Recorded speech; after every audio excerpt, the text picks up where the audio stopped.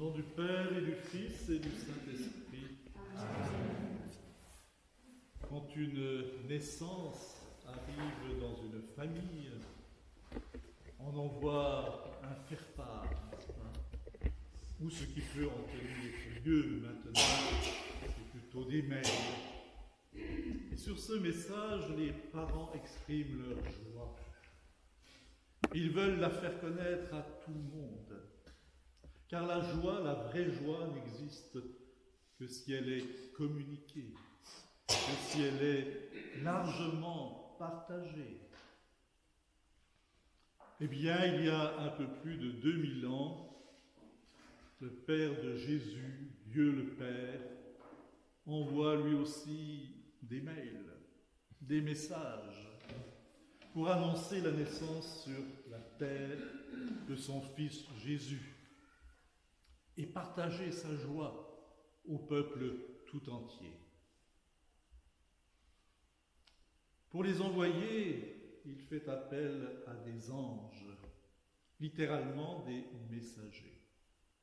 Et pour ceux qui ne sont pas sensibles au monde angélique, mais qui scrutent le ciel, qui l'observent pour avoir des nouvelles par les astres, pour connaître et réfléchir à ce qu'ils voient, ce qu'ils observent, il allume une étoile nouvelle dans le ciel.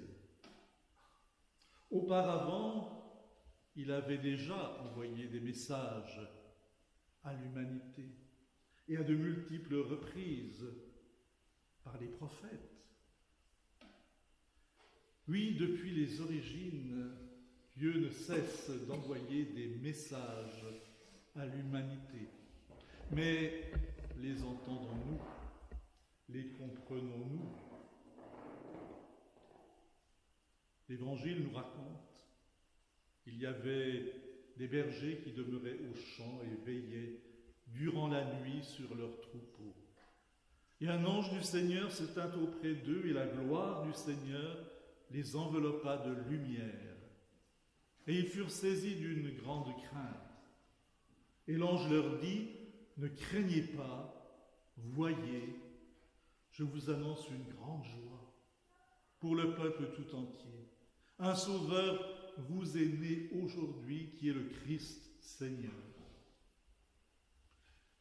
Alors pourquoi Dieu envoie-t-il ce message ce soir-là aux bergers? Les bergers de cette époque sont des gens qui ne sont pas du tout bien considérés. Pourquoi? Parce que déjà, ils n'observaient pas la Torah, la loi. Ils ne l'observaient pas, mais par nécessité, puisqu'ils étaient toujours avec leurs troupeaux, veillant. Ils travaillaient obligatoirement tous les jours de l'année, car on ne peut pas laisser un troupeau sans surveillance. Il y a bien trop de prédateurs dans le monde. Du coup, ils ne pouvaient pas respecter le Shabbat hebdomadaire, ni aller à la synagogue, ni monter à Jérusalem pour les fêtes de pèlerinage. Il y avait bien d'autres commandements encore qu'ils ne pouvaient pas respecter.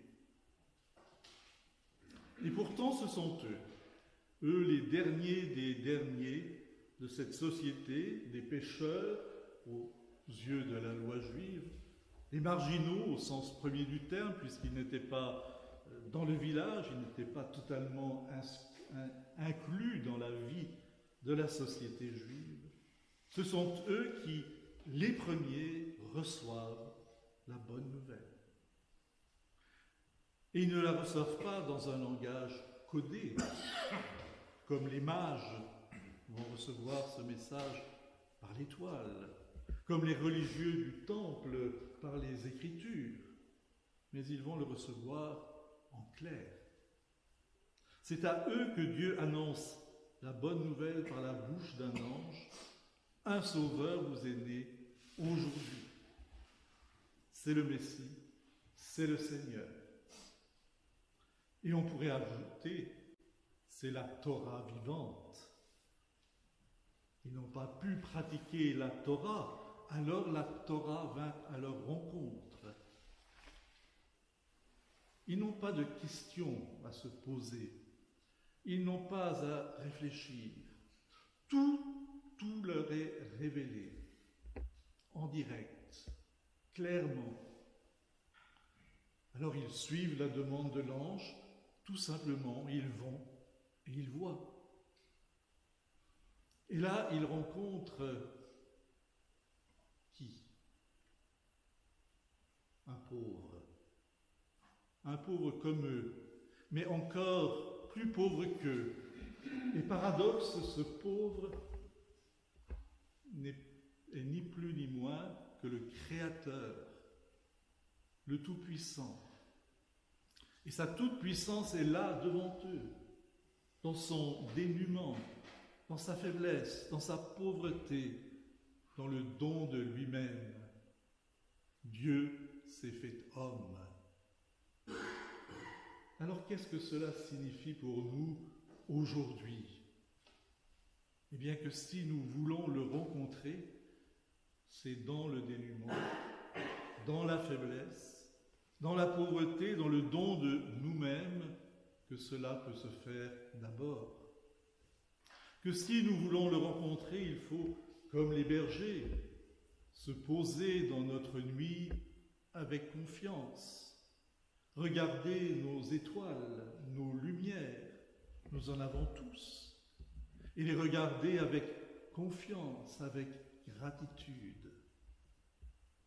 Que si nous voulons le rencontrer, il faut entrer dans le silence intérieur. Et puis aussi garder nos brebis des prédateurs, des loups qui rôdent ou des voleurs. C'est-à-dire garder nos pensées des démons, de ceux qui nous détournent du silence habité. Vous savez, c'est prioritairement par les pensées que l'esprit malin vient prendre possession de nos vies, l'air de rien. Et alors il nous manipule et il nous éloigne de la vie avec un grand V. Par le silence intérieur, par la garde des pensées, nous serons comme les bergers, enveloppés de lumière.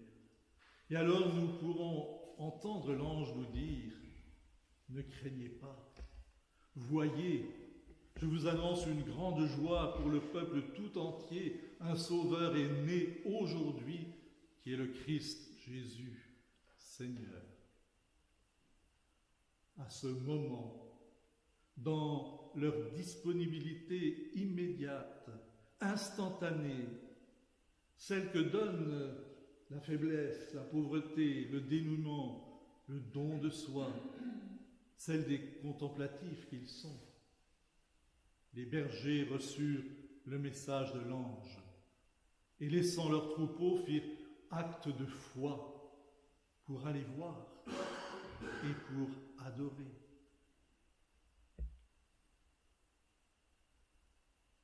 Adorer celui qui nous a créés, puis qui nous a rejoints dans notre faiblesse, dans notre pauvreté, dans notre dénuement.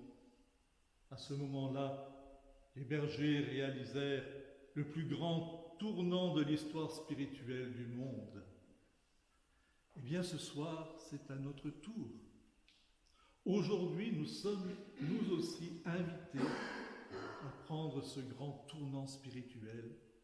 Aujourd'hui, nous avons à entrer à notre tour dans notre faiblesse, dans notre pauvreté, dans notre dénuement du corps, de l'âme, de l'esprit et dans le don de soi, pour y rencontrer le Sauveur, le Christ Seigneur, qui est né pour nous. Comme eux, soyons dans la joie et dans l'allégresse.